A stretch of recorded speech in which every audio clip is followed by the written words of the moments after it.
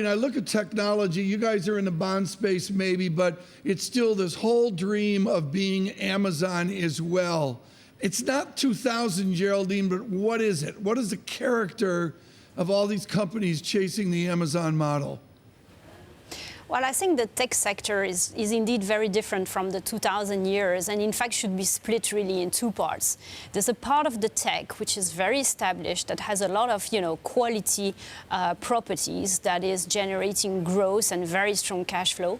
And this one we would definitely overweight, especially in the software sectors or things like this. And then there's the part which is still like, a unicorn might be an exaggeration, but a part of tech which is still like, piling on losses and is really much more of a, having faith in the business model. And one should really separate those two, and makes, the environment very different from the 2000 era. And in that sense, the first category of companies that I described that still have a high growth, high cash flow, very clean balance sheet, in fact are cheap to the market and are relatively attractive as investments.